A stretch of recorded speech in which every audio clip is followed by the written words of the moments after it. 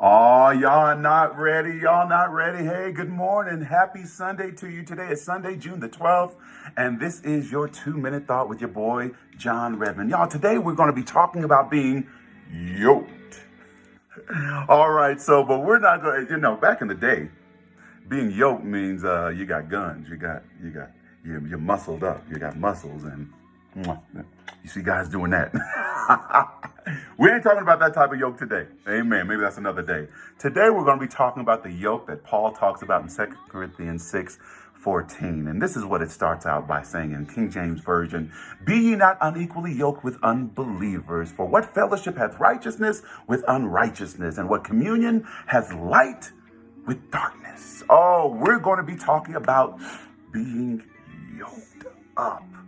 What's a yoke? A yoke is a wooden bar that joins two oxen together to each other, and to the burden they pull. But an unequally yoked team has one oxen that's stronger than the other, or you have one oxen that is taller than the other. Ever heard the term not seeing eye to eye?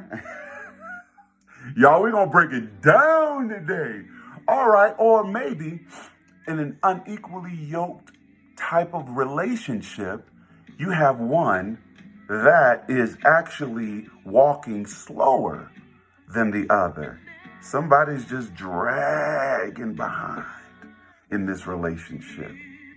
And when you have an unequally yoked oxen team, what happens is they cannot perform the task that is set before them. In fact, it causes them to pull the load, and it goes in circles.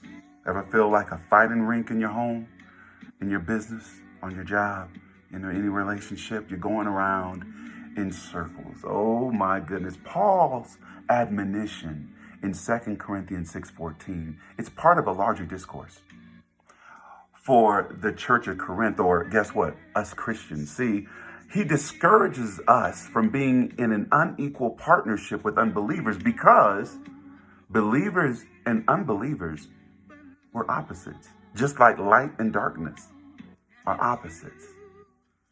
We simply have nothing in common. Just as Christ has nothing in common with Belial or the devil.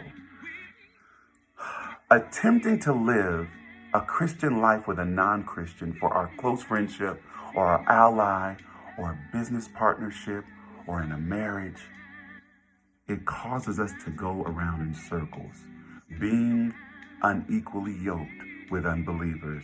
But look what Matthew 11:28-30 says in the New International Version. It says, Come to me, all you who are weary and burdened, and I will give you rest.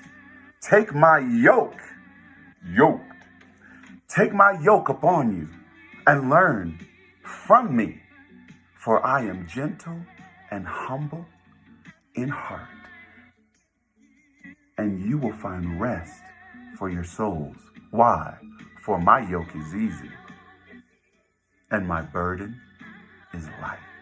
If you're going to be yoked up with Jesus. Be yoked up with believers, and it won't seem burdensome.